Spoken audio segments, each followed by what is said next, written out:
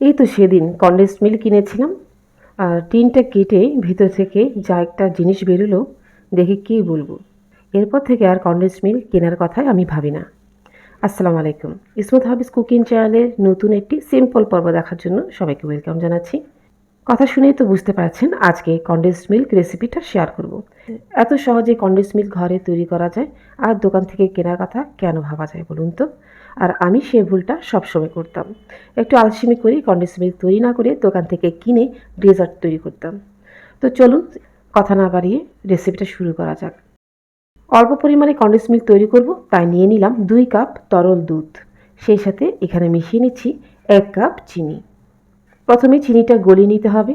এরপরে চুলার ফ্লেমটা মিডিয়াম লোর মধ্যে রেখেই আমি এটা জাল করব। জাল করতে করতে চিনির পানিটা শুকিয়ে যাবে, সেই সাথে দুধটাও একটু ঘন হয়ে যাবে।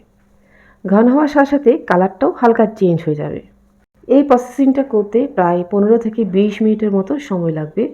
তো আমি চুলার ফ্লেম একটু মিডিয়াম লো রেখেছিলাম। আপনারা চাইলে হাই ফ্লেমে রেখে অনবরত নেড়ে নেড়ে কাজটা করতে পারেন। একসময় খেয়াল করবেন পরিমাণটা অর্ধেক হয়ে গিয়েছে। আমি 2 কাপ তরল দুধ দিয়েছিলাম, 1 কাপের মতো হয়ে গিয়েছে।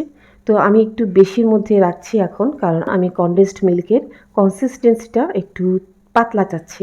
সাধারণত কনডেন্সড মিল্ক একটু ঘন হয়। তো 1 কাপের থেকে একটু বেশি থাকা অবস্থায় আমি চুলাটা বন্ধ করে দিয়েছি, আর সেই সাথে দিয়ে দিচ্ছি 1/4 চামচ বেকিং সোডা। বেকিং পাউডার না, আমি বেকিং সোডার কথা বলছি। আর বেকিং সোডা দিয়ে অনবরত নাড়াচাড়া করতেই হবে। করতে করতে এক পর্যায়ে দেখবেন এটা একটু তরল মনে হচ্ছে, অর্থাৎ পাতলা পাতলা মনে হচ্ছে, কিন্তু ঘাবড়াবার কোনো কারণ নেই। অনবরত নাড়াচাড়া করতে করতে আর ঠান্ডা হতেই এটা আস্তে আস্তে ঘন হয়ে যাবে। তো 20 থেকে 25 মিনিটের মতো সময় নিয়ে আমি কনডেন্সড মিল্কটা ঠান্ডা করে নিয়েছি, আর এরপরে আরেকটি পাত্রে শিফট করেছি। আর দেখুন ঠান্ডা হওয়ার পর এর লুক। আপনারা আরেকটু ঘন করে বেকিং সোডাটা অ্যাড করবেন, এতে করে একদম দোকানের মতো আসবে। তো আমি একটু পাতলা রেখেছি, আমার এরকম কনডেন্সড মিল্কটা খুবই ভালো লাগে। আর 2 চামচ খেয়ে দেখেছি, এত মজা। দোকানের কনডেন্সড মিল্কের চেয়েও এর স্বাদটা অনেক অনেক বেশি। এটা দিয়ে আমি আইসক্রিম তৈরি করব, নারকেলের নাড়ু তৈরি করব, আর অনেক কিছু তৈরি করব। আর দোকান থেকে কেনা হচ্ছে না, এভাবে ঘরে তৈরি করে নেব। কনডেন্সড মিল্ক আরেক রকম তৈরি করা যায়, সেটা একদিন আপনার সাথে শেয়ার করব।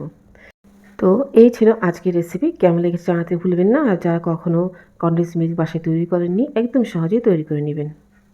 আজকের মতো বিদায় নিচ্ছি। ইনশাল্লাহ খুব তাড়াতাড়ি নতুন কিছু নিয়ে আবারও দেখা হবে। আল্লাহ হাফিজ।